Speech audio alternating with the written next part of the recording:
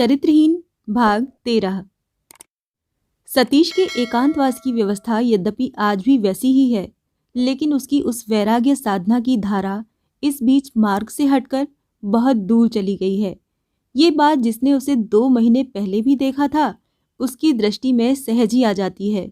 जो मनुष्य अपनी इच्छा से निर्वासन का दंड ग्रहण कर इस स्वजन शून्य स्थान में अकेले रहने के लिए आया था, उसका एकाएक वेशभूषा के प्रति अनुराग क्यों बढ़ गया है? पक्षियों का गान सुनते सुनते क्यों उसकी अपनी गाने की किताबें और बजाने की पेटी बाहर निकल आई है? और क्यों अनादर से कहीं पड़े सितार, सारंगी, बांसुरी आदि फिर से निकलकर पुराने मित्रों की भांति से मेज पर जमा हो गए हैं? ये सारी सोचने की बातें हैं। इधर उसके मुख की मलिन छाया भी तिरोहित हो गई है। वास्तव में 2-3 महीने पहले के सतीश और इस समय के सतीश में इतना अंतर हो गया है कि एकाएक उसको पहचानना भी कठिन है। यद्यपि इस इतने बड़े अद्भुत परिवर्तन का कारण खोलकर न बताने से भी काम चल सकता था, लेकिन केवल यही भय हो रहा है कि कहीं संथाल परगने की असाधारण आबोहवा अच्छी समझकर कितने ही नासमझ लोग उस ओर न दौड़ पड़ें। इसीलिए इतना ही बता देना आवश्यक है कि यद्यपि किसी और से विवाह का प्रस्ताव अभी तक स्पष्ट रूप से उठाया नहीं गया है, फिर भी आत्मीय स्वजनों के मध्य सतीश और सरोजनी के मन की बात सुस्पष्ट हो जाने में कुछ भी शेष नहीं है। सरोजनी की माँ जगत तारिणी का आग्रह ही इस विषय में सबसे प्रबल है। ये एक बात 1 वर्ष पहले कलकत्ता में ही ज्ञात हो गई थी। अभी तक उनके मन में एक व्याकुलता भी थी कि उनकी शिक्षाभिमानिनी कन्या पुराने समाज और संस्कारों को हीन समझकर सतीश के साथ संबंध होना स्वीकार करेगी भी या नहीं। अब जब ये संशय मिट गया था, स्पष्ट हो चुका था कि सरोजनी स्वयं ही सतीश की ओर आकर्षित है, तब किसी बाधा के लिए स्थान ही नहीं था। जगत तारिणी इस समय अपने नैहर शांतिपुर गई हुई हैं, परंतु जाते समय ही वो इस बात का संकेत कर गई थीं कि वहां से लौटते ही ये बात पक्की कर देंगी। सवेरे सतीश बेले पर नया ताल चढ़ा रहा था। उसी समय बिहारी के साथ एक भले आदमी ने प्रवेश किया। ये भले आदमी ज्योतिष के घर के मुनीम थे। जगत तारिणी के साथ वो भी शांतिपुर गए थे, उनके साथ ही लौटे हैं। मुनीम ने नमस्कार करके कहा, माँ जी ने आज आपको निमंत्रण भेजा है, वहीं भोजन करना पड़ेगा। खबर सुनकर सतीश की छाती मानो उछल उठी। उसने पूछा, वो कब लौटी? मुनीम ने कहा, आज 3 दिन हुए। प्राय 6-7 दिनों से सतीश उस ओर नहीं गया था। अपने संबंध की बात अत्यंत स्पष्ट हो जाने के बाद से ज्योतिष बाबू के घर जब तब जाने में उसे लज्जा जान पड़ती थी। उसने कहा, अच्छा, आप माँ जी से कह दीजिएगा कि मैं 10-11 बजे के अंदर ही आ जाऊंगा। जैसी आज्ञा, कहकर वो आदमी नमस्कार करके चला गया। सतीश को निमंत्रण भेजकर भी जगत तारिणी भोजन का कोई उद्योग न करके ही निश्चिंत थी। उनका विचार था कि सतीश संध्या के पहले न आएगा। अब मुनीम के मुंह से ये समाचार सुनकर वो घबरा गईं और रुष्ट भी हो उठीं। आज एकादशी थी। उनको अपने लिए किसी तैयारी की आवश्यकता नहीं थी, और जो विधवा ब्राह्मणी उनके घर रसोई पकाती थी, वो भी नहीं थी आजकल। वो भी उनके साथ शांतिपुर गई थी और वहीं उसे मलेरिया ने जकड़ लिया था। बहुत ही झुंझलाकर उन्होंने मुनीम से कहा, तुम इस वक्त के लिए निमंत्रण क्यों दे आए? तुमको क्या तनिक भी बुद्धि नहीं है? मुनीम ने डरते डरते कहा, मैंने नहीं कहा माँ जी, उन्होंने स्वयं ही इस वक्त आने की बात कह दी। जगत तारिणी क्रोध से ही बोली, तो अब तुम ही जाओ, देखो मछली कहाँ मिलती है, जाकर जल्दी खरीद लाओ। जगत तारिणी के क्रोधित होने के पीछे एकमात्र कारण सतीश के सवेरे ही आने की सूचना नहीं थी। उनको अधिक क्रोध तो इस कारण था कि सतीश को निमंत्रण भेजने के तुरंत बाद उन्हें सूचना मिली थी कि कल रात में ही सहसा शशांक मोहन भी आ पहुंचे हैं। इस आदमी को उसके अंग्रेजी चाल चलन के कारण वो कतई अच्छी दृष्टि से नहीं देखती थीं, विशेष रूप से जब से उन्होंने सुना था कि वो सरोजनी से विवाह करना चाहता है। तभी से वो मनुष्य उनकी आंखों का कांटा सा बन गया था। 20 दिन पहले जब वो किसी बहाने कलकत्ता से यहाँ आया था, तब जगत तारिणी ने एक प्रकार स्पष्ट रूप से उससे कह दिया था कि उनकी कन्या के साथ उसका विवाह होना असंभव है। फिर भी ये निर्लज बिना सूचना दिए ही पुनः आ गया है। उसका आगमन सुनते ही उनका चित्त संशय से कंटकित हो उठा था। इसके अतिरिक्त यदि ये खबर उनको पहले मिल गई होती तो वो संभवतः सतीश को आज निमंत्रण ही नहीं भेजती। उन्हें ये खबर ठीक समय पर क्यों नहीं दी गई, इसके लिए ज्योतिष से लेकर घर के नौकर तक वो बिगड़ चुकी थी। सरोजनी बाहर बैठक खाने से निकलकर मां की दृष्टि से बचने की कोशिश करती हुई ऊपर चली जा रही थी। शशांक मोहन के आने की खबर वो भी नहीं जानती थी, लेकिन जगत तारिणी ने उसका सिर से पैर तक क्षण भर निरीक्षण किया और क्रोध के स्वर से कहा, घूमना हो गया हो तो अब जूता मोजा थोड़ी देर के लिए खोल डालो। सतीश आज यहाँ खाएगा, मैं स्वयं रसोई न पकाऊंगी तो वो तुम्हारे इस क्रिस्तान के घर में पानी तक भी न स्पर्श करेगा। जाओ, घंघरे टंकरे को उतार कर मेरे रसोई घर में आओ। बूढ़ी माँ की जरा सहायता करने से तुम्हारे ईसा मसीह रुष्ट न हो जाएंगे। जल्दी आओ। माँ क्रोध में आने पर किस प्रकार आग की मूर्ति सी बन जाती थी और सच झूठ का विचार भूलकर जो भी मुंह से निकलता था बोलती जाती थी। ये बात किसी से छिपी नहीं थी। सरोजनी ने कुंठित होकर कहा, अभी आती हूँ माँ। लेकिन माँ का क्रोध इससे भी शांत नहीं हुआ। उन्होंने कहा, आकर ही क्या तुम मुझे निहाल कर दोगी बेटी? 17-18 साल की उम्र हो गई, आज तक थोड़ा सा भात पकाना भी नहीं सीखा। मैं भी गरीब घर की लड़की नहीं थी, लेकिन उसी उम्र से गृहस्थी चलाती आ रही हूँ। जिस घर में धर्म कर्म नहीं होता उस घर में लड़के लड़कियों को पैदा करना ही व्यर्थ है। इतने कठोर मंतव्य को कड़े स्वर से व्यक्त करके जगत तारिणी मुंह झुकाकर स्वयं ही रसोई में चली गईं। उनको अपने लड़के लड़की पर और घर के आचार व्यवहार पर मर्मांतक आक्रोश था। इसका भी विशेष कारण था जो उनके पूर्व इतिहास को जाने बिना समझ पाना मुश्किल है। उनके स्वर्गवासी पति परेश नाथ ने वकालत में अगाध अर्थ उपार्जन के बाद भी जब ढलती उम्र में और अधिक उपार्जन के ख्याल से बैरिस्टर बनना चाहा तो रो धोकर उपवास करके सिर पटक कर किसी भी प्रकार वो उनको अपने निश्चय से नहीं डिगा पाईं। उनकी एक नहीं सुनी परेश नाथ ने और 12 वर्ष के ज्योतिष और 6 वर्ष की सरोजनी को उनके साथ छोड़कर विलायत चले गए। शुरू में कुछ दिन तो जगत तारिणी बिल्कुल ही बेहाल हो गई थीं, लेकिन बाद में प्रकृतिस्थ होकर नायाब गुमाश्ते की मदद से कामकाज देखने लगीं।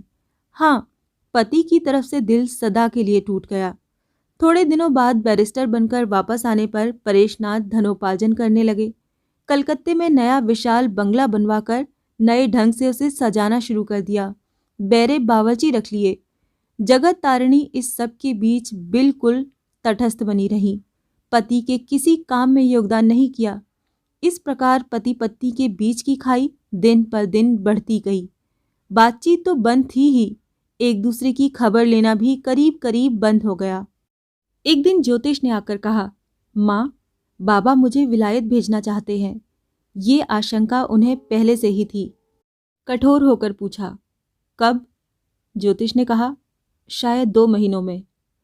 अच्छा, कहकर उन्होंने मुंह फेर लिया और काम के बहाने वहां से चली गईं।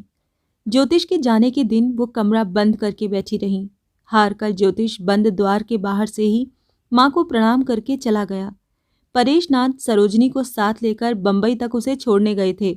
वापस आए तो पता चला कि जगत तारिणी शांतिपुर अपने मायके चली गई हैं।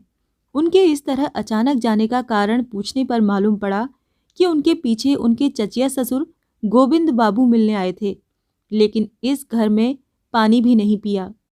वापस बुलाने के लिए आदमी भेजा, लेकिन वो नहीं आई। परेशनाथ ने सरोजनी को बोर्डिंग में भर्ती करा दिया और स्वयं प्रैक्टिस लगभग छोड़कर अकेले घर में राग रंग में डूब गए। पिता के घर रहते हुए जगत तारिणी को पति के अधःपतन का समस्त विवरण मिलता रहा, परंतु न तो वो आईं और न ही उन्हें रोकने का कोई प्रयत्न ही किया।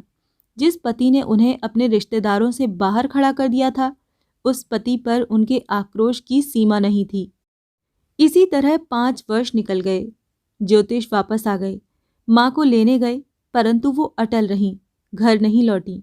रोकर बोली, सब कुछ तो तूने सुन लिया है बेटा, अब जिसके तुम लोग सुखी रहो वही करो, लेकिन मुझे उस नरक में मत घसीटो, वो सब मुझसे नहीं सहा जाएगा। ज्योतिष ने कहा, हम लोग अलग मकान लेकर रहेंगे माँ, तुम्हारे ऊपर उस घर की छाया तक नहीं पड़ेगी। मैं जो भी कमाऊंगा उसी से गुजारा कर लेंगे, तुम चलो तो सही। बड़ी मुश्किल से वो तैयार हुई। 1 सप्ताह में ही घर ठीक करके वापस ले जाने की बात कहकर ज्योतिष चला गया, परंतु इतनी देर की आवश्यकता ही नहीं पड़ी। 5 दिन बाद ही वो लौट आया। उसके नंगे पांव और नंगे बदन पर मात्र एक शॉल देखकर जगत तारिणी बुक्का फाड़ कर रो दी। ज्योतिष के कलकत्ता लौटने के तीसरे दिन ही अचानक हृदय गति बंद हो जाने से परेशनाथ इस दुनिया से चले गए थे। विकट अभिमान से एक दिन जिस घर को जगत तारिणी छोड़कर चली गई थी, 5 वर्ष बाद उसी घर में रोते रोते लौट आईं। लड़की को हॉस्टल से घर ले आईं। उसको देखकर भय और विस्मय से स्तब्ध रह गईं। ज्योतिष को आड़ में बुलाकर बोली, बहन की शादी कैसे करेगा अब तू?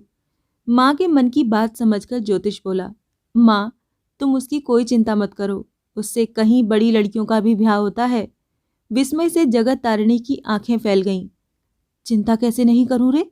तेरे बाप जो कर गए हैं वो तो लौटेगा नहीं, लेकिन जब तक मैं हूं, लड़की किसी ईसाई मुसलमान के हाथ में तो दे नहीं सकती। फिर चाहे उसका ब्याह हो या ना हो, तेरे लिए तो कोई चिंता नहीं है। प्रायश्चित करने से हो जाएगा। उसका विधान मैं काका से पूछ कर आई हूं, पर 1000 प्रायश्चित करने पर भी लड़की की उम्र तो नहीं घटाई जा सकती। उसका क्या उपाय है? तुम्हें उम्र नहीं घटानी पड़ेगी माँ। हाँ, थोड़ा सब्र करना पड़ेगा। मैं अच्छा ब्राह्मण लड़का ढूंढ दूंगा। मुसलमान ईसाई की नौबत नहीं आएगी। गुस्से से जगत तारिणी ने कहा, तू अभी भी और सब्र करने को कह रहा है ज्योतिष? दोष मेरा तो नहीं है माँ। जो सब्र करने को कहना अपराध है, दोष तो तुम्हारा और बाबा का है। मैं तो विलायत में था। ये बात तो जगत तारिणी भी समझती थी, लेकिन अच्छा ब्राह्मण लड़का कहाँ और कैसे मिलेगा, यही नहीं सोच पा रही थी। जो ठीक समझ आए कर बेटा, पर मैं पहले से कह देती हूँ कि मैं बीच में नहीं पड़ूंगी किसी भी बात में। इतना कहकर भारी हृदय लिए वो वहां से उठकर चली गईं। प्रायश्चित करके ज्योतिष ने पिता का श्राद्ध किया। इसके कुछ दिन बाद ही विलायत से लौटा एक बंगाली साहब पात्र रूप में मिला। बैरिस्टरी पास करके 2 साल पहले ही देश लौटा था। शशांक मोहन का रंग तो काला था, पर मिजाज ब्रिटिश था। बंगला वो अशुद्ध बोलते थे और अंग्रेजी गलत। कुछ ही दिनों में जब वो नियमित आने जाने लगे, तो सरोजनी के प्रति उनके मन का भाव भी स्पष्ट हो उठा।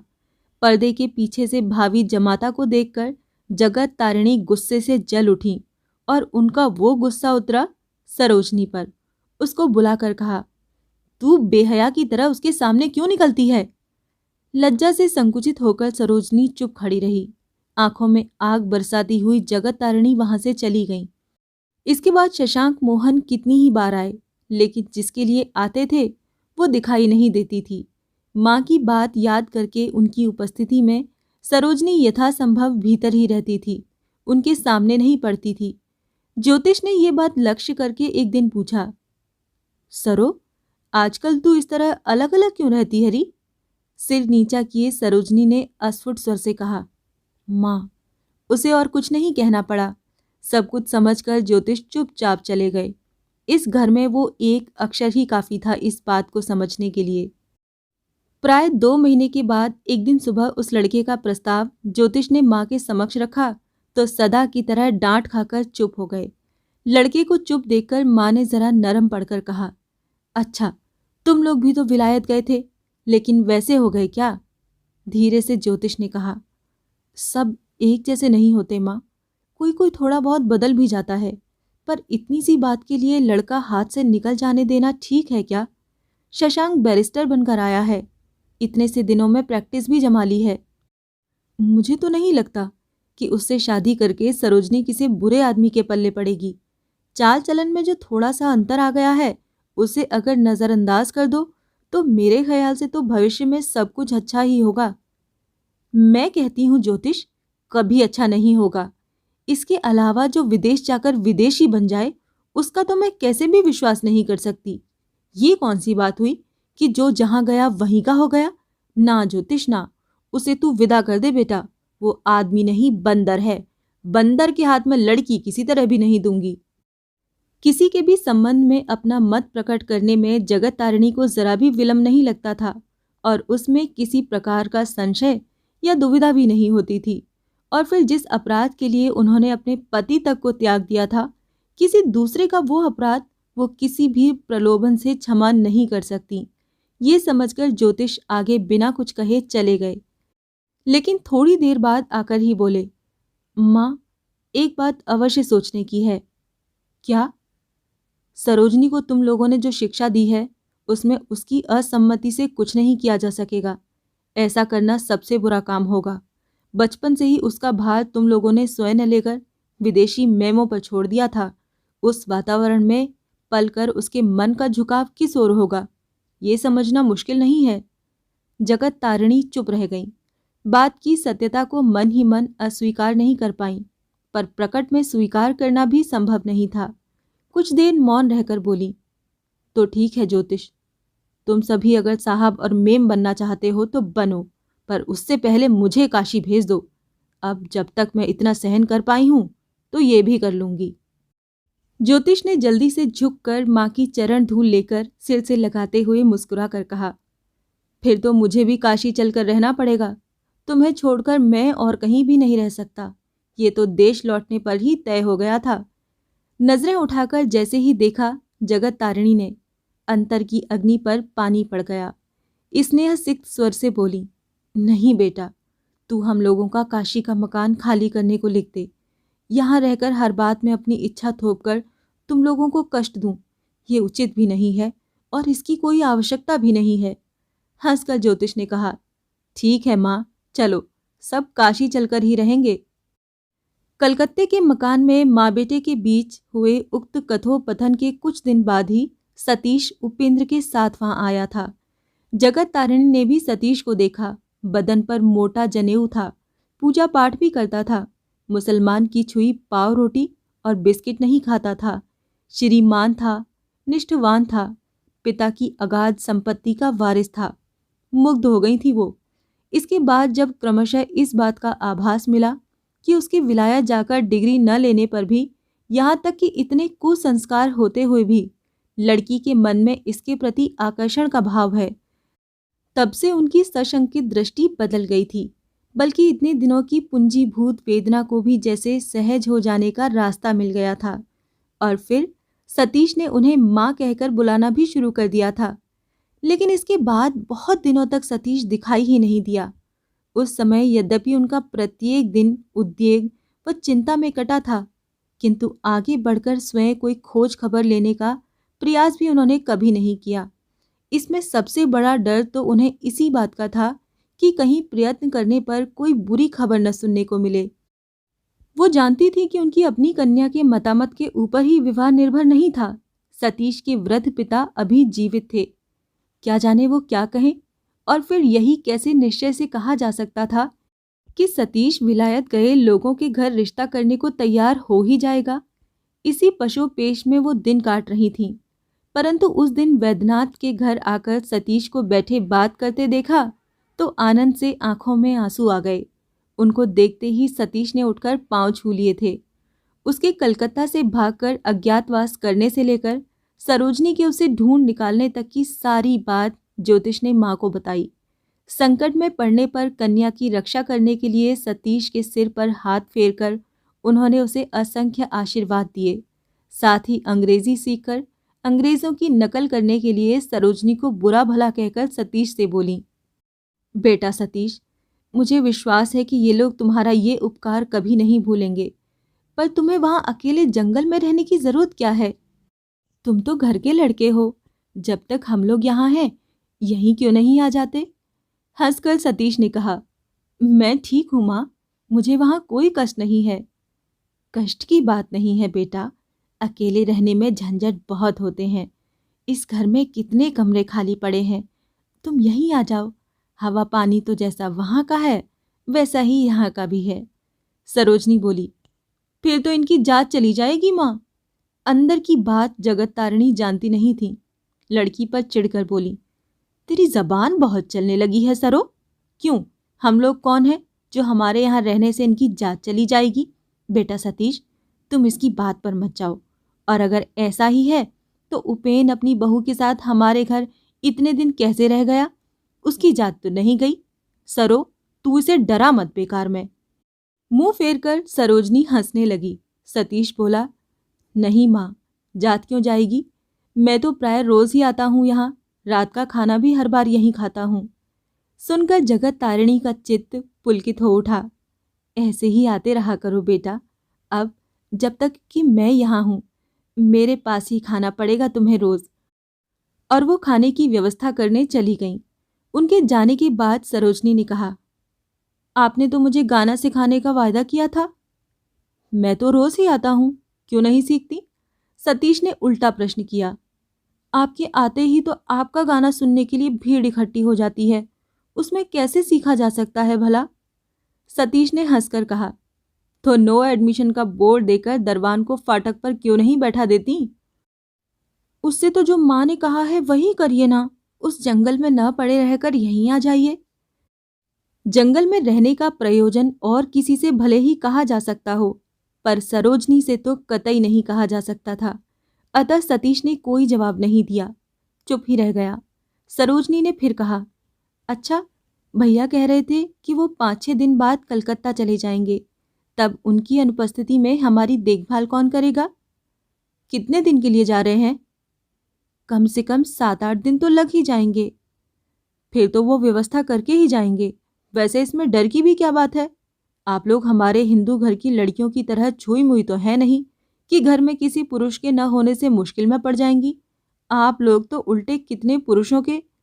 सरोजनी का मुंह लाल हो गया, बीच में ही बोल पड़ी, क्या करती हैं हम लोग, बताइए तो? पुरुषों के कान काट लेती हैं। हम हिंदू घर की लड़कियां नहीं हैं। अप्रतिभ होकर जल्दी से बात संभालने के लिए सतीश ने जैसे ही सिर उठाया, सामने के दरवाजे से ज्योतिष के साथ शशांक मोहन को अंदर आते देखा। कमरे में कदम रखते ही हाथ बढ़ाकर जल्दी से आगे आकर शशांक मोहन ने सरोजनी से हाथ मिलाया और कुशल क्षेम पूछी, और फिर अपने इस तरह अचानक चले आने की कैफियत देने लगे कि किस तरह कलकत्ते में एकदम उनका मन उचाट हो गया और वो बिना कुछ भी तय किए स्टेशन आकर देवघर का टिकट लेकर ट्रेन में बैठ गए। सरोजनी के मुंह से न तो हाँ हूं के अलावा कोई बात निकली और न ही उसके चेहरे पर हर्ष प्रकट हुआ। कोई 10-1 मिनट बाद सतीश को उठकर जाते देख अपनी याददाश्त पर जोर डालते हुए शशांक मोहन ने सरोजनी से पूछा, लगता है इनको पहले कहीं देखा है ना? सरोजनी का चेहरा चमक उठा, संक्षेप में बोली, कह नहीं सकती कहाँ देखा है। कुछ देर बाद जब अंदर से जगत तारिणी ने सतीश को नाश्ते पानी पर बुलवाया तो पता चला कि वो किसी से भी कुछ कहे बिना चला गया था। इसके बाद 3 दिन तक सतीश दिखाई नहीं दिया तो भीतर ही भीतर जगत तारिणी क्रुद्ध व उद्विग्न हो उठी। लड़के को बुलाकर कठोरता से पूछा, ये आदमी कितने दिन और रहेगा ज्योतिष? मैं कहती हूँ कि तुम उससे साफ कह दो कि उसके यहाँ रहने की कोई जरूरत नहीं है। माँ की आज्ञा का ज्योतिष ने कैसे पालन किया ये तो पता नहीं, लेकिन जाने से पहले शशांक मोहन को इस बारे में कोई शंका नहीं रही कि जिसके लिए वो आते हैं उसके मिलने की कोई आशा नहीं है और सतीश ही वो भाग्यवान पात्र है जिसे सरोजनी मिलेगी। मुंह उतर गया उनका, लेकिन आघात को भद्रता से सहन किया उन्होंने और जाते समय सरोजनी से मिलने का प्रयत्न भी नहीं किया। ट्रेन में बैठकर विदा लेने के पहले अचानक कुछ याद करके ज्योतिष से पूछा, सतीश बाबू कहीं डॉक्टर पढ़ रहे थे, वो पूरी हो गई? सिर हिलाकर ज्योतिष ने कहा, शायद नहीं, होम्योपैथी स्कूल में कुछ दिन पढ़े थे बस। ओह, होम्योपैथिक स्कूल में? कहकर शशांक मोहन ने बात का रुख पलट दिया। एकाएक अपने भाई की बीमारी का तार पाकर जगत तारिणी को शीघ्रता से शांतिपुर जाना पड़ा था, इसीलिए उस समय सतीश के सामने प्रस्ताव रखने का अवसर उन्हें नहीं मिला। आज उसे अच्छी तरह खिला पिलाकर बात चलाएंगी। मन ही मन ये संकल्प करके सवेरे उठने के साथ ही उन्होंने मुनीम को निमंत्रण दे आने को भेज दिया था। इसी बीच ये ऐसी घटना हो गई जिसके विषय में किसी ने सोचा भी नहीं था, जिसका आना सबसे अधिक अप्रीतिकर है। एकाएक वही शशांक मोहन सवेरे ही ट्रेन से आ पहुंचे हैं। सुनकर जगत तारिणी के क्रोध का ठिकाना न रहा। मनुष्य की अत्यंत इच्छित वस्तु की प्राप्ति में एकाएक बाधा उपस्थित हो जाने से उसके संदेह का ठिकाना नहीं रहता। इसीलिए ठीक उसी समय एकाएक सरोजनी को बाहर से आते देखकर उनके समूचे शरीर में विष की ज्वाला फैल गई और ये विचार उत्पन्न हो गया कि शशांक के इस तरह अचानक आने में संभवतः इस अभागिनी लड़की का भी कोई हाथ है। बैरिस्टर लड़के पर तो वो किसी दिन भी पूर्ण विश्वास कर ही नहीं पाई थी। वास्तव में उनको दोष दिया भी नहीं जा सकता। उनके हिंदू आचारों से भ्रष्ट लड़के लड़की सतीश की आचार परायणता को प्रेम की दृष्टि से भी देख सकते हैं। इस बात को वो अपने हृदय में ग्रहण नहीं कर सकती थीं। लड़की को कड़ी बातें सुनाकर वो रसोई में गईं और दासी को रसोई की तैयारी ठीक करने का आदेश देकर स्नान करने चली गईं। लेकिन 1 घंटे के बाद लौट आने पर लड़की की ओर देखकर माता के नेत्र शीतल हो गए। इसी बीच झटपट स्नान कर रेशमी साड़ी पहनकर वो माँ के रसोई घर में आ गई थी और हंसिए से तरकारी काट रही थी। पास ही बैठी हुई दासी उसे बताती जा रही थी। जगत तारिणी ने चुपचाप क्षण भर निहार कर कहा, हिंदू की लड़की और किसी भी पोशाक में अच्छी नहीं लगती। आज तुझे देखकर मुझे इसका पता चल गया बेटी। तेरी ओर देखकर इतनी खुशी मुझे इससे पहले कभी नहीं हुई थी। सरोजनी लज्जा से सिर झुकाकर काम करने लगी। माँ उसी को ताने सुनाकर कहने लगी, मैं सब समझती हूँ बेटी, सब समझती हूँ। चाहे वो जितनी परीक्षाएं क्यों ना पास करे, मैं उसे बंदर के अतिरिक्त और कुछ भी नहीं कह सकती। चाहे जिसका संकेत पाकर वो निर्लज्ज फिर यहाँ आ जाए, मेरे जीवित रहते ये बात ना होगी। ये मैं शपथ खाकर कह देती हूँ। थोड़ी देर तक चुप रहकर उन्होंने फिर कहा, ज्योतिष कहता है कि लड़कपन में जिसको जैसी शिक्षा मिली रहती है, उसके मन का खिंचाव भी उसी ओर हो जाता है। लेकिन ये बात सच होती है क्या? दिन रात हैट कोट पहने न रहने से कोई पसंद नहीं आएगा। ये बात किस शास्त्र में लिखी है बेटी? तैयारी पूरी करके जगत तारिणी रसोई बनाने बैठी और एक बार फिर बोली, मेरी मनोकामना भगवान यदि पूरी कर दे तो तू देख लेना बेटी, उससे तेरा भला ही होगा। सरोजनी सिर झुकाए माँ की मनोकामना क्या है, इसे स्पष्ट रूप से सुन लेने की आशा से कान खोले रही। लेकिन जगत तारिणी ने फिर उस बात को खोलकर नहीं बताया। वो रसोई पकाने लगी। वो चुपचाप मन ही मन क्या विवेचना करने लगी थी, सरोजनी इसे समझ गई थी। हैट कोट के विषय में जिस लज्जाजनक अपवाद का संकेत करके उन्होंने उनको बार बार चोट पहुंचाने का प्रयास किया था, उसका प्रतिवाद करना उसके लिए कठिन नहीं था। लेकिन अत्यंत असहिष्णु स्वभाव वाली माँ से कुछ भी कहने से कोई लाभ नहीं होगा। यही सोचकर वो चुपचाप बैठी रही। दिन के लगभग 10 बजे कुछ हल्ला गुल्ला सुनाई पड़ा। मुनीम जी कहीं से खोजकर एक बहुत बड़ी रोहू मछली ले आए थे। जगत तारिणी ने रसोई घर से झांक कर मछली देखी तो प्रसन्न होकर कहा, वाह, ये तो बहुत बड़ी है। लेकिन सरोजनी ने कहा, सतीश बाबू के आने में देर है माँ, अभी तो 10 भी नहीं बजे हैं।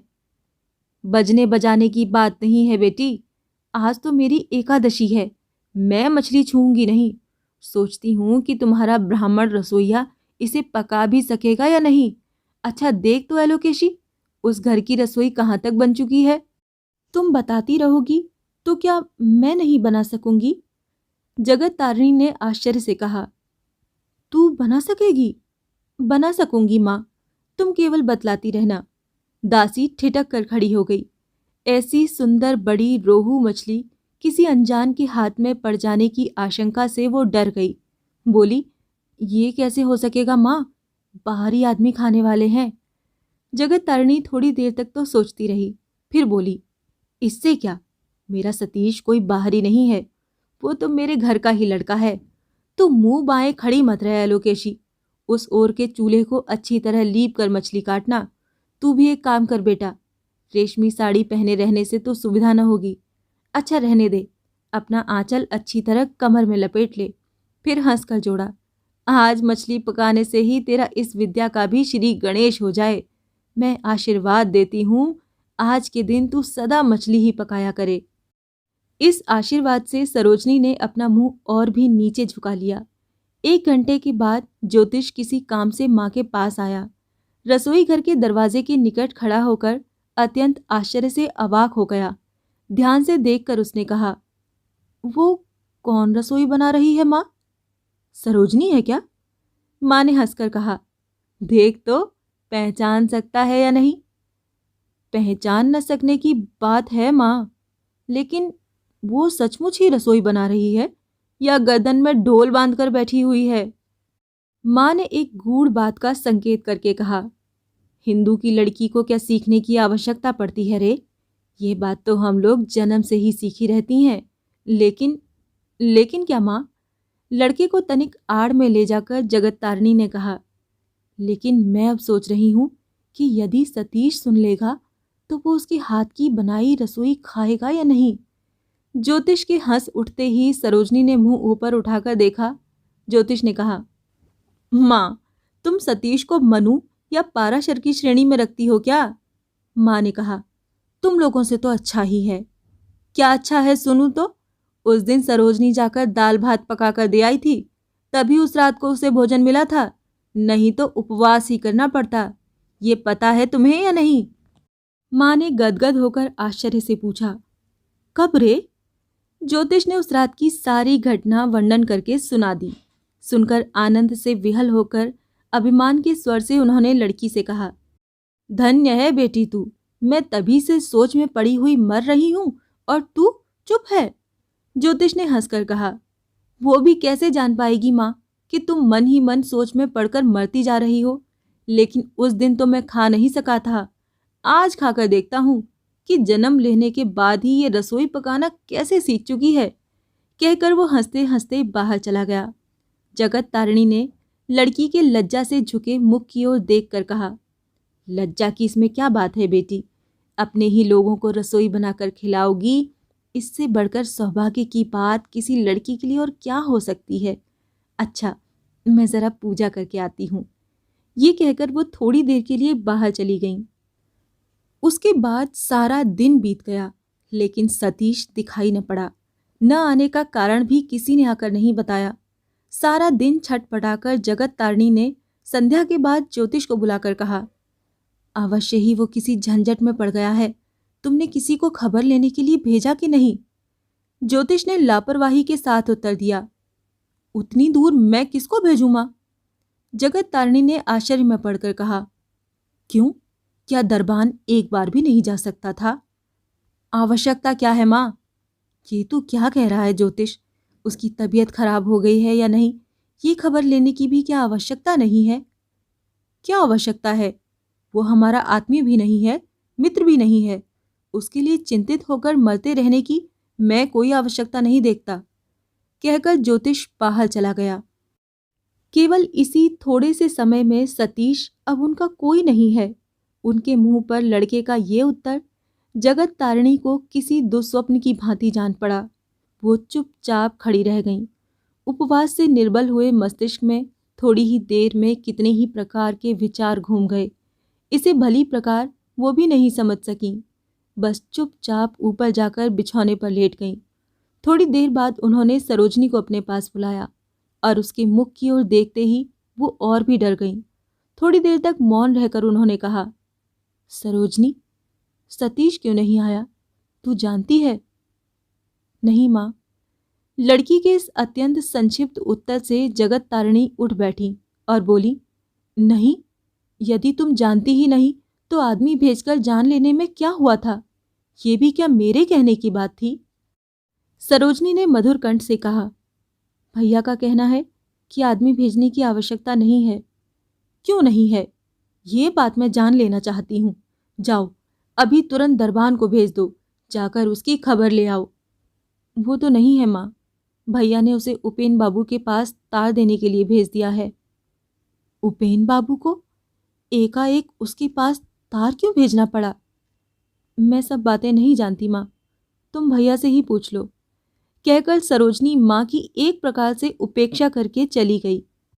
अब जगत तारिणी को एकाएक लगा कि सतीश को अवश्य ही इसके बीच मना कर दिया गया है। इसका कारण क्या है, ये बात कोई भी उनको बताना नहीं चाहता, पर कोई विशेष कारण है अवश्य, इसमें कोई संदेह नहीं। और इस भीषण अनिष्ट का मूल वही शशांक मोहन है। इसका कारण चाहे जितना भी भयानक क्यों न हो, उनके स्वयं उपस्थित रहने की दशा में भी लड़के लड़की ने उनकी अनुमति के बिना ही सतीश को मना कर दिया है। ये विचार मन में आते ही उनका चित्त क्रोध से भर उठा। उसी क्षण उन्होंने एलोकेशी को ज्योतिष को बुला लाने के लिए भेज दिया। उसके आते ही उन्होंने पूछा, तूने सतीश को इस मकान में आने के लिए मना कर दिया है? ज्योतिष ने आश्चर्य में पड़कर कहा, नहीं, ये तुमसे किसने कह दिया? उपेन के पास तूने सतीश के विषय में कोई तार भेजा है? हाँ। क्या किया सतीश ने? ज्योतिष तनिक चुप रहकर बोला, जो काम किया है वो यदि सच हो तो उस दशा में उसके साथ हम लोगों का अब कुछ भी संबंध नहीं रह सकता। ये खबर तुझे किसने दी? शशांक मोहन ने। वो दुष्ट है, उसकी बातों पर मैं तनिक भी विश्वास नहीं करती। मैं कहता हूं मां, यदि उसकी आधी बात भी सच हो तो सतीश की परछाई छूने में भी हमें घृणा होनी चाहिए। लड़के के तप्त कंठ स्वर से जगत तारिणी ने कोमल होकर कहा, अच्छी बात है, मुझे स्पष्ट करके ही बता दो ना बेटा कि क्या हुआ है। सतीश ने कोई चोरी डकैती नहीं की, हत्या करके भी नहीं भागा है कि उसकी परछाई छूने से भी तुम लोगों को घृणा होगी। लड़का ही ठहरा, यदि किसी प्रकार की गलती उसने कर भी डाली हो तो कितने ही लोग ऐसा करते हैं, सुधरते कितनी देर लगती है। ज्योतिष ने सिर हिलाकर कहा, नहीं माँ, ऐसे अपराध क्षमा नहीं किए जा सकते। वस्तुतः सरोजनी तो क्षमा कर ही न सकेगी, ये बात मैं तुमको निश्चित रूप से बताए देता हूं। जगत तारिणी ने कुछ सोचकर कहा, उसका अपराध क्या है, ये भी तो सुनूं। कल सुन लेना माँ, उपेन की चिट्ठी जब तक नहीं आती तब तक इस आलोचना की आवश्यकता नहीं है, कहकर ज्योतिष दोबारा अनुरोध सुनने के पहले ही कमरे से बाहर चला गया। इतनी देर तक उत्तेजना के आवेगों से जगत तारिणी बिछौने पर बैठी हुई थी। लड़के के चले जाने पर निर्जीव की भांति पड़ गईं और लंबी सांस लेकर बोली, भगवान, इस कली काल में किसी को भी तुमने विश्वास करने योग्य नहीं रखा है। अनुमान से ही वो बहुत सी बातें समझ गईं, इसीलिए केवल सतीश के लिए ही नहीं, पति की बातों को स्मरण करके भी उनकी दोनों आंखों से आंसू झरने लगे। रात को उन्होंने लड़की को बुला भेजा। एलोकेशी ने सरोजनी की कोई आहट न पाकर लौट कर कहा, बहन जी तो सो गई हैं। ये सुनकर उन्होंने अपने सिर पर हाथ पटका। वो लड़की ऐसी बुरी खबर सुनकर भी सो सकती है, अर्थात वो सतीश की अपेक्षा मन ही मन उसी बंदर के प्रति अनुराग रखती है। ये सोचकर लड़की के प्रति उनके क्रोध और अनादर की सीमा न रही। दूसरे दिन लगभग 3 बजे फाटक के सामने साइकिल खड़ी करके सतीश ने बाहर बैठक खाने में प्रवेश किया। उसके सूखे मुंह पर इधर उधर बिखरे हुए रूखे बालों ने उपस्थित सभी लोगों की दृष्टि आकर्षित की। सरोजनी ने मुंह ऊपर उठाकर देखा, लेकिन कोई बात नहीं कही। ज्योतिष ने पूछा, आपकी तबीयत क्या ठीक नहीं है सतीश बाबू? सतीश ने तनिक हंसने का प्रयास करके कहा, नहीं। किसी ने फिर कोई भी बात नहीं कही। ये देखकर सतीश मन ही मन अत्यंत आश्चर्य में पड़ गया। वो तो सोचता आया था कि आज वहां पहुंचने पर कल न आने के अभियोग शिकायतों का अंत न रहेगा, इसीलिए उसने घर के अंदर जाने को तत्पर होकर स्वयं ही कहा, कल के अपराध के लिए पहले माँ से क्षमा मांगाऊं, उसके बाद दूसरा काम होगा। शशांक अब तक तीखी दृष्टि से सतीश की ओर देख रहा था। उसी ने कहा, माँ अभी सो रही हैं, उनको जगाकर अभी क्षमा मांगने के लिए जल्दी ही क्या है, बैठिए, आपके साथ कुछ बातें करनी है। उसकी बातों के ढंग से सतीश अत्यंत आश्चर्य में पड़कर बोला, मेरे साथ? शशांक बोला, जी हाँ, दुर्भाग्यवश करने की आवश्यकता तो है। फिर ज्योतिष की ओर संकेत कर बोला, आप तो जानते ही हैं मैं इनका एक परम मित्र हूं। नहीं नहीं ज्योतिष बाबू, आप उठिएगा मत, आपके भाग जाने से कैसे काम चलेगा। अपनी नालिश आप लोगों के सामने ही करना चाहता हूं, आप दोनों ही बैठिए, कहकर उसने सरोजनी की ओर तिरछी दृष्टि से देखा, लेकिन सरोजनी इस प्रकार गर्दन झुकाए रही जैसे उसने कुछ देखा ही नहीं हो। शशांक ने सामने की मेज पर हाथ पटक कर कहा, बचपन से मेरा यही स्वभाव है कि जिन लोगों को प्यार करता हूं उनके संबंध में किसी प्रकार भी मैं उदासीन नहीं रह सकता। इसीलिए कल ये बात सुनते ही मैंने मन ही मन कहा, ये तो अच्छी बात नहीं है, सतीश बाबू के इस निर्जनवास की खबर लेनी चाहिए।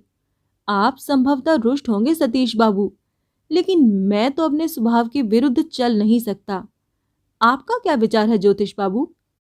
ज्योतिष चुपचाप सिर झुकाए बैठा रहा। सतीश भी चुपचाप निहारता रहा। इन श्रोताओं की अटूट नीरवता के बीच शशांक की उत्तेजना का वेग अपने आप ही ढीला पड़ गया। उसने पहले की अपेक्षा संयत कंठ से कहा, ज्योतिष मेरे परम मित्र हैं, इसीलिए आपसे कुछ प्रश्न करने का मुझे अधिकार है, आप तो जानते हैं। उनकी बात के बीच में ही सतीश ने गर्दन हिलाकर कहा, नहीं, मैं आपकी मित्रता के बारे में कुछ भी नहीं जानता, लेकिन आपके प्रश्न क्या हैं, सुनूं तो। शशांक ने गले को साफ करके कहा, मैं जान लेना चाहता हूं कि आप यहां आकर क्यों ठहरे हैं। सतीश ने कहा, मेरी इच्छा। आपका दूसरा प्रश्न। कुछ घबराहट में पड़कर ज्योतिष के मुंह की ओर देखकर शशांक कहने लगा, राखाल बाबू का कलकत्ता का डेरा खोजने में बड़ी कठिनाई हुई है। सतीश बाबू को वो पहचानते हैं, उन्होंने ही कहा। सतीश के दोनों नेत्र अंगारे की तरह जलने लगे। उसने कहा, चूल्हे में जाएं राखाल बाबू, आप अपनी बात कहिए। इस बार ज्योतिष ने मुंह ऊपर उठाकर कहा, सतीश बाबू, शशांक मेरे अनुरोध से ही आपसे पूछ रहा है। आपकी इच्छा हो तो उत्तर नहीं भी दे सकते हैं, लेकिन उसका अपमान मत कीजिए। हम लोगों के साथ आपने जो व्यवहार किया है उसको ध्यान में रखते हुए तो आपसे कोई भी प्रश्न करना उचित नहीं था। केवल अपनी माँ के कारण ही मुझे आपके अपने मुंह से एक बार सुन लेने की आवश्यकता है। सतीश बोला, आपको मेरे मुंह से जो कुछ भी सुनने की आवश्यकता है आप स्वयं ही पूछिए, इनको बीच में दखल देने की क्या आवश्यकता है। अच्छी बात है, मैं ही प्रश्न करता हूँ। सावित्री कौन है और उसके साथ आपका क्या संबंध है। सतीश पल भर मौन होकर निहारता रहा, फिर बोला, सावित्री कौन है ये मैं नहीं जानता ज्योतिष बाबू, लेकिन उसके साथ मेरा क्या संबंध है उसका उत्तर देने की मैं आवश्यकता नहीं समझता। क्यों? क्योंकि कहने से भी आप लोग समझ नहीं सकेंगे, लेकिन जिस प्रकार भी हो हम लोगों को समझ लेना आवश्यक है।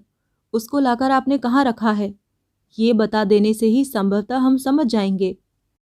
सतीश ने ज्योतिष के मुंह पर अपने जलते हुए नेत्र स्थिर करके शांत स्वर से कहा, देखिए ज्योतिष बाबू, मैंने किसी दिन प्रार्थना करके आप लोगों के साथ घनिष्ठता बढ़ाने की चेष्टा नहीं की, इसीलिए प्रश्नोत्तर के बहाने कुछ अप्रिय बातों पर तर्क वितर्क करने की आवश्यकता मैं नहीं समझता।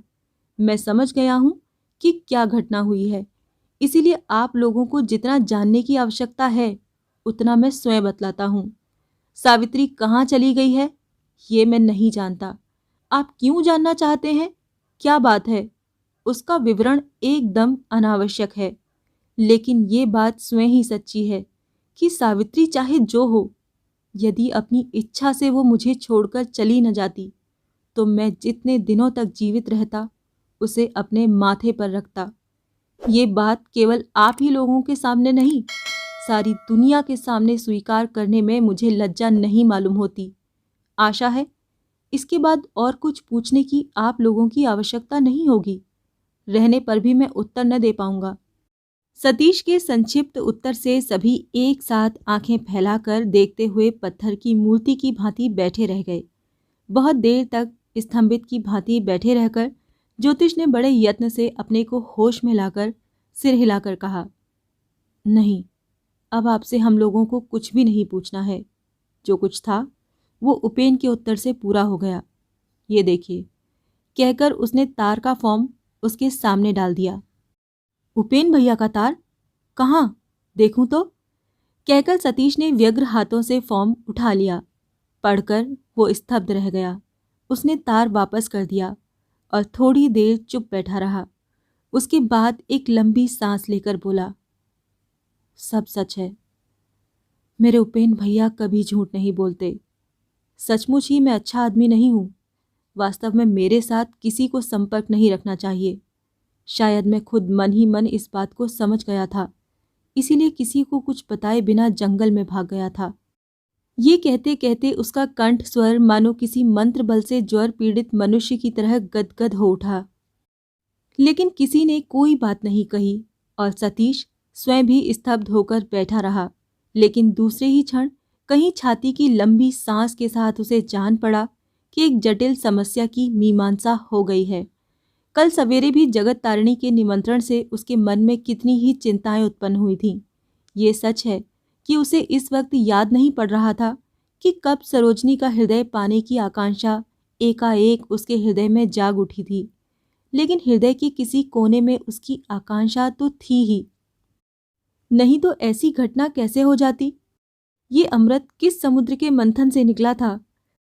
सावित्री को खो देने के बाद से ही उसे इस सत्य का ज्ञान हो गया था कि युवती रमणी का मन पाना एक बात है, लेकिन उसे वास्तव में प्राप्त कर पाना पूर्णतः भिन्न वस्तु है।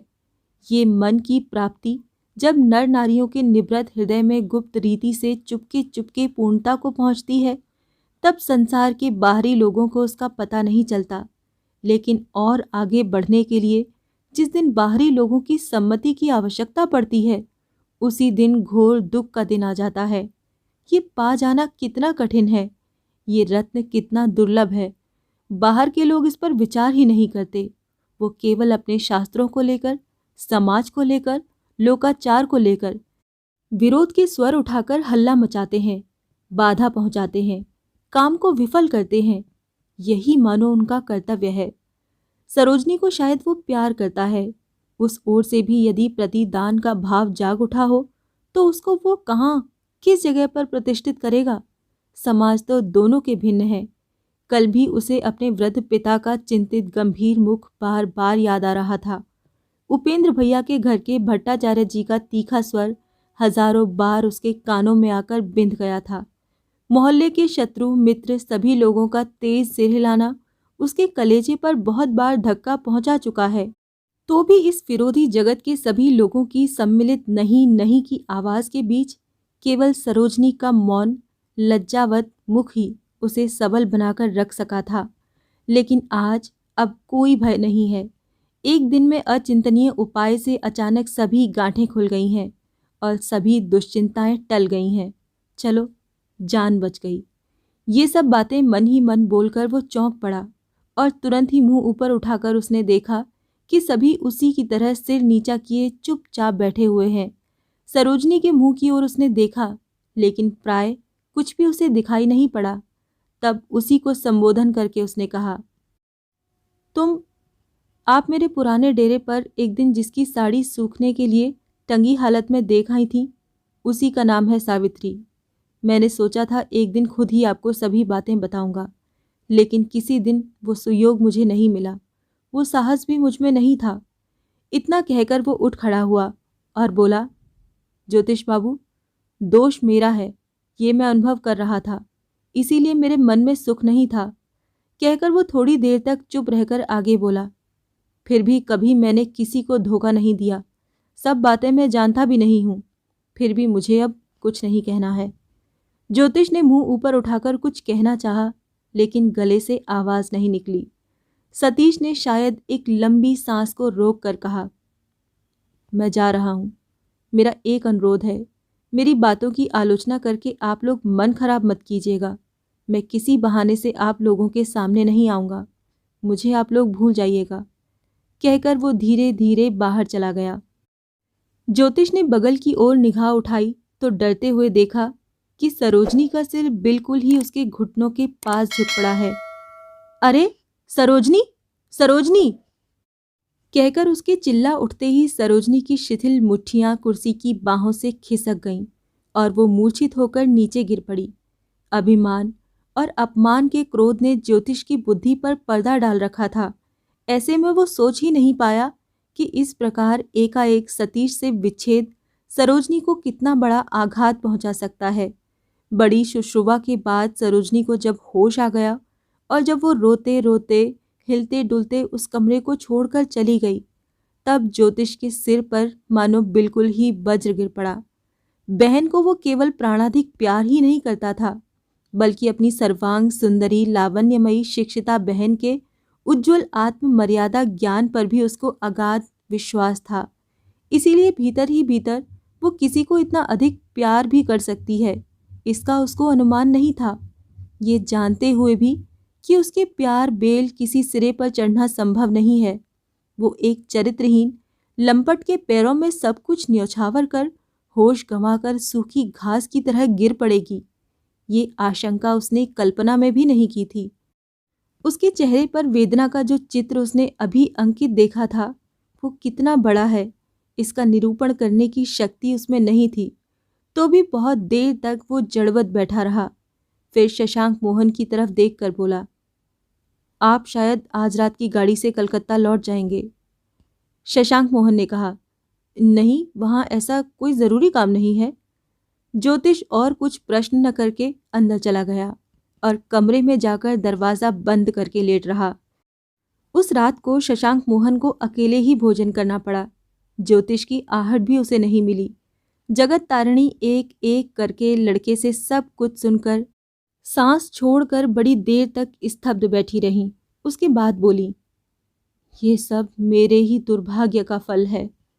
फिर परलोकगत पति को याद करके उन्होंने कहा, मैं खुद तो सारा जीवन इसी तरह जलती भुनती मरती रही हूँ। अब जो दिन आगे बाकी हैं, उनमें भी यदि लड़के लड़की के कारण न जलना पड़ा तो मेरे पापों का पूरा प्रायश्चित कैसे होगा। अच्छा बेटा, तुमको जो पसंद है उसी के साथ बहन का ब्याह कर दो। मैं अब कुछ न बोलूंगी। फिर एक लंबी सांस लेकर उन्होंने कहा, मन अंतर्यामी है, इसीलिए अचानक उसका आना सुनकर ही उस दिन मेरी छाती धड़क उठी थी ज्योतिष। लेकिन ज्योतिष ने कोई बात नहीं कही। वो मन ही मन समझ रहा था कि ये काम इतना सहज नहीं है। जो कुछ हो गया वो तो हो ही गया। कहकर आंखें बंद करके बैठे रहने से काम नहीं चलेगा। हो सकता है कि एक दिन उस चरित्रहीन के पास खुद जाकर उसे समझा बुझाकर लौटा लाना पड़े। कल सारा दिन उसने सरोजनी को एक बार भी कमरे से बाहर आते नहीं देखा था, लेकिन आज तीसरे पहर चाय पीने के लिए बाहरी कमरे में प्रवेश करते ही उसने देख लिया कि पहले से ही सरोजनी आ गई है और शशांक मोहन के साथ धीरे धीरे बातचीत कर रही है। ज्योतिष पास जाकर एक कुर्सी खींचकर बैठ गया।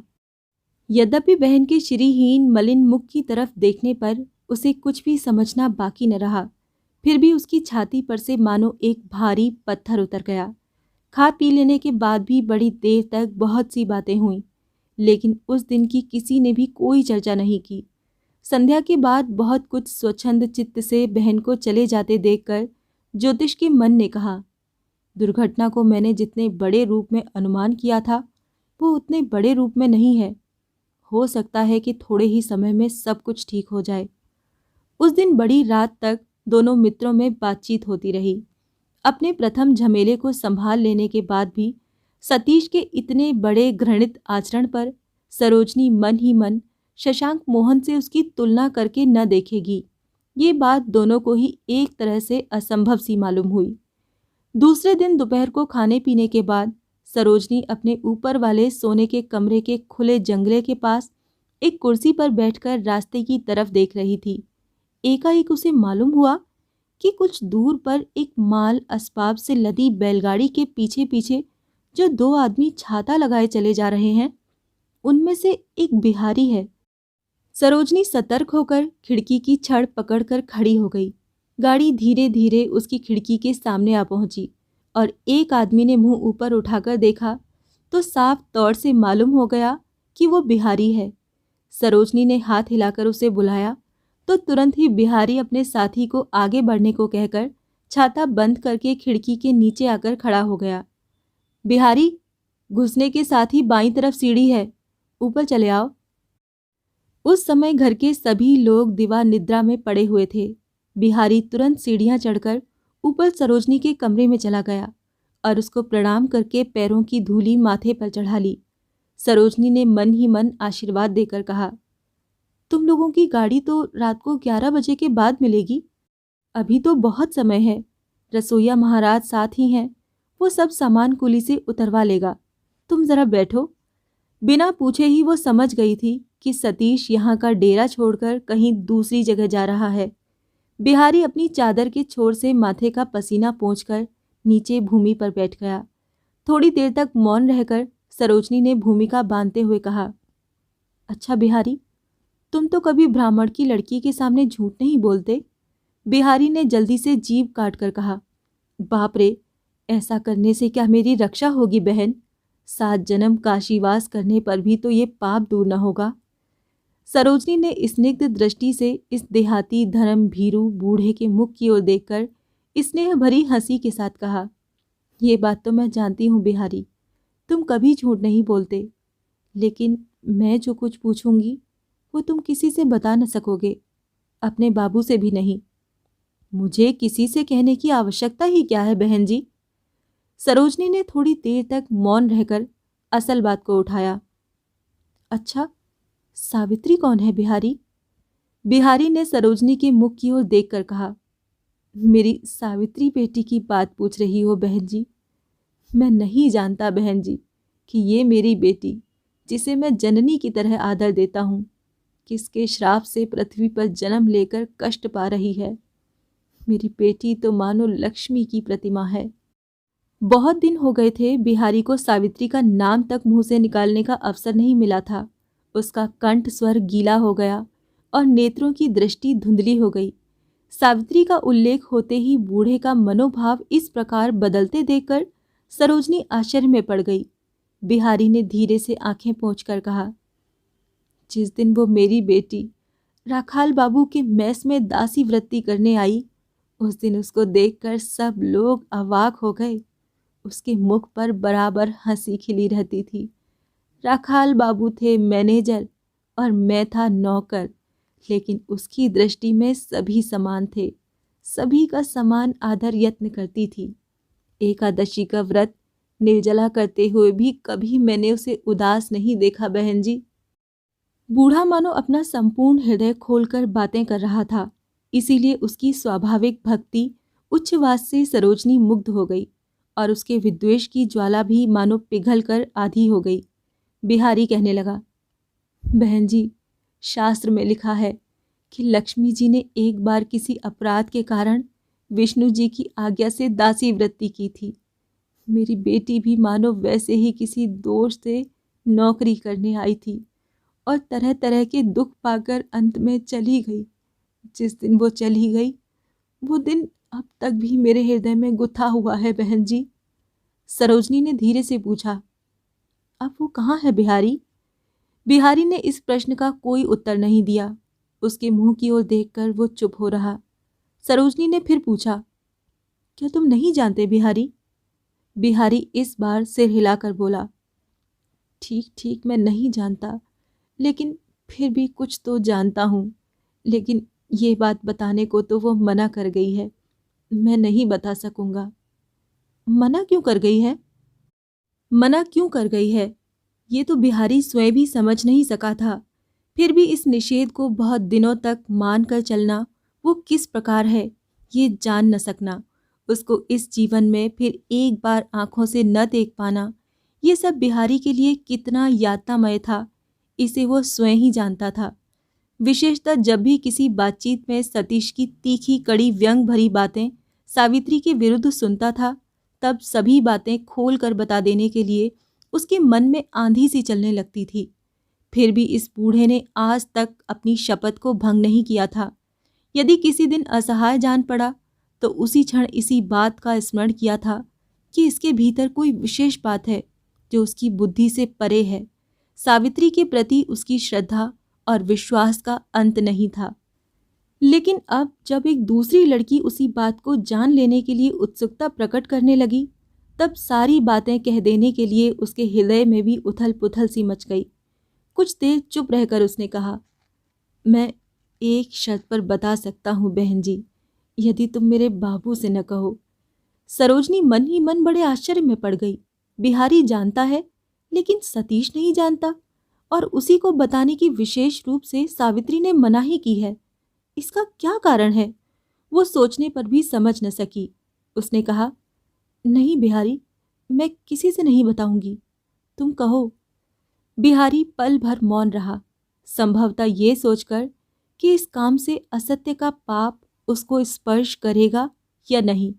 फिर वो धीरे धीरे कहने लगा, सावित्री सतीश को प्राणों से अधिक स्नेह करती थी और इसी कारण राखाल बाबू ने डाह से झगड़ा करके सतीश को डेरा छोड़ देने को बाध्य किया था, और सतीश बाबू कभी कभी शराब भी पीते थे, इत्यादि कोई भी बात उसने नहीं छिपाई। सरोजनी मंत्रमुग्ध की भांति सारी बातें सुनती रही।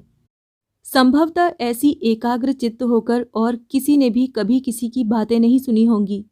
जिस राखाल बाबू से शशांक मोहन को खबर मालूम हुई थी, संयोगवश उस मनुष्य का इतिहास भी सरोजनी से छिपा न रहा। सावित्री का घर कहाँ है, या उसके मायके या ससुराल का परिचय क्या है, इन सब का पता तो बिहारी नहीं दे सका। फिर भी उसने बार बार ये बात कही कि वो ब्राह्मण की लड़की है, विधवा है, सुंदरी है, लिखना पढ़ना जानती है, केवल भाग्य के फेर से वो दासी वृत्ति करने आई थी। बिहारी ने कहा, वो इतना प्यार करती थी, लेकिन बाबू मेरी बेटी से ऐसे डरते थे जैसे वो बाघिन हो। बहन जी, शराब पीकर डेरे में आने का साहस तक उनको नहीं होता था। विपिन बाबू नामक एक बदचलन मित्र था। उनके साथ मिलकर गाने बजाने के लिए बाबू बुरी जगहों में जाया करते थे। ज्यों ही ये खबर मेरी बेटी के कानों में पहुंची, उनका जाना एकदम बंद हो गया। फिर तो उनमें ये साहस ही नहीं रहा कि सावित्री की बाट टालकर वहां जाते। ये कहकर बिहारी ने गर्व से सरोजनी के मुख पर दृष्टिपात किया। सतीश के ऊपर एक और नारी के इतने बड़े अधिकार की बात ने सरोजनी की छाती में बरछी सी चुभोई। फिर भी उसने धीरे से पूछा, अच्छा बिहारी, उनसे इतना डरने की सतीश बाबू को क्या आवश्यकता थी? बिहारी ने जैसा समझा था वैसा ही उसने बताया। सावित्री बहुत तेजस्विनी है बहन जी। हमारे बाबू ही नहीं, डेरे के सभी लोग मन ही मन उनसे डरते थे। एक दिन की बात बता रहा हूँ। उस दिन बड़ी रात को कहीं से शराब पीकर और शराब की एक बोतल अपने साथ लिए बाबू डेरे पर लौटे। उन्होंने सोचा था कि इतनी रात को सावित्री अवश्य अपने डेरे पर चली गई होगी। मैं जाग रहा था, मैंने दरवाज़ा खोल दिया। उन्होंने पूछा, सावित्री चली गई ना बिहारी? मैंने कहा, नहीं बाबू, आज वो नहीं गई, यहीं है।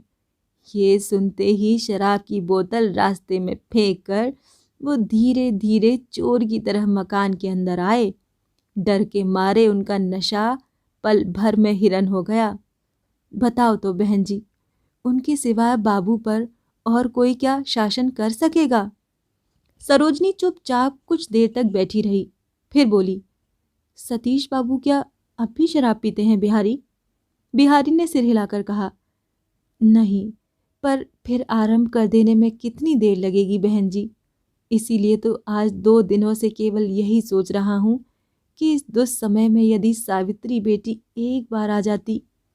सरोजनी ने उत्सुक होकर पूछा, क्यों बिहारी? मैं सदा से ही देखता आ रहा हूँ कि मन खराब होने पर ही बाबू शराब पीना शुरू कर देते हैं। सावित्री के अलावा एक उपेन बाबू से डरते हैं, पर कौन जाने उनके साथ भी क्या हो गया है। उसी रात को वो मकान में घुसे तो घुसते ही उनकी दृष्टि सावित्री पर पड़ गई। देखते ही जो वो चले गए तो उसके बाद से दोनों में कोई भी किसी का नाम नहीं लेता।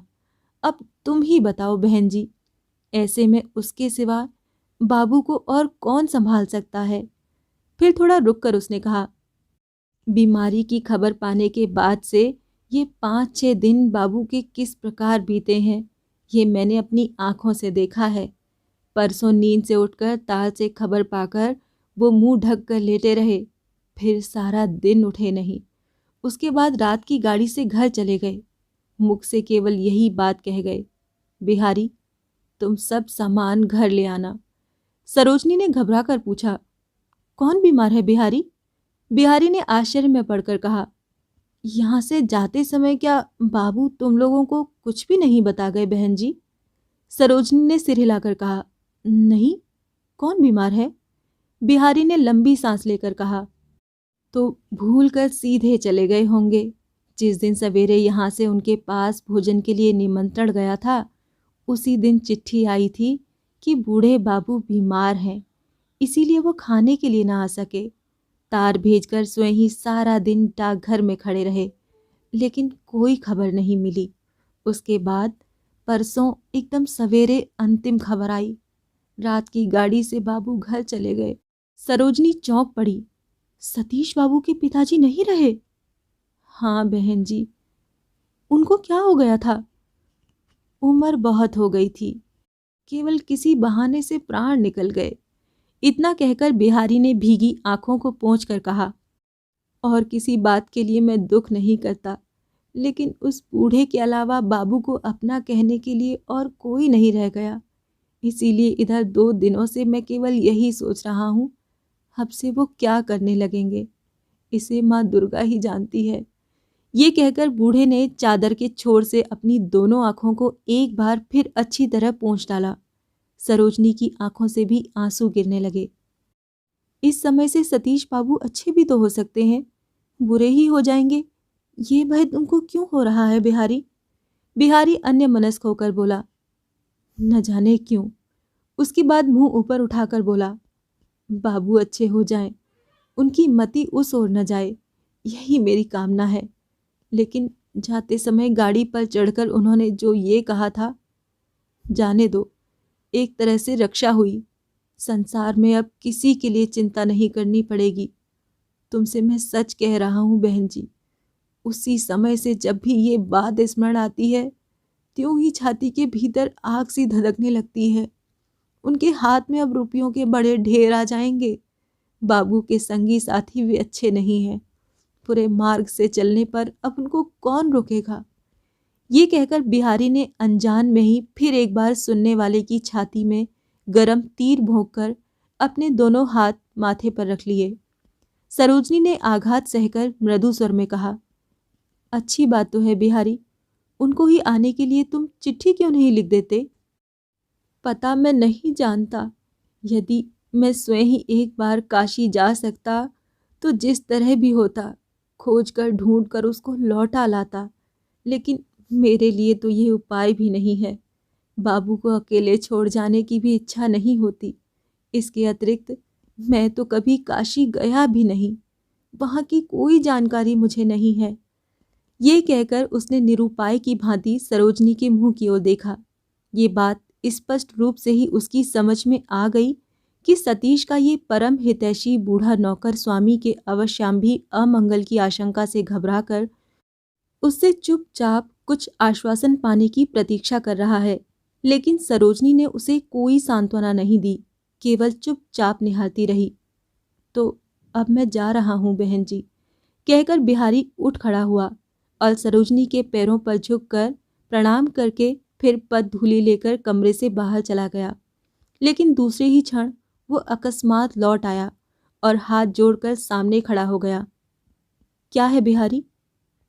एक बात की विनती करूंगा बहन जी। सरोजनी ने बड़े कष्ट से म्लान हंसी से हंसकर कहा। कौन सी बात? बिहारी ने वैसे ही हाथ जोड़े जोड़े करुण स्वर से कहा। मैं जात का ग्वाला, देहाती गंवार और बूढ़ा आदमी हूँ।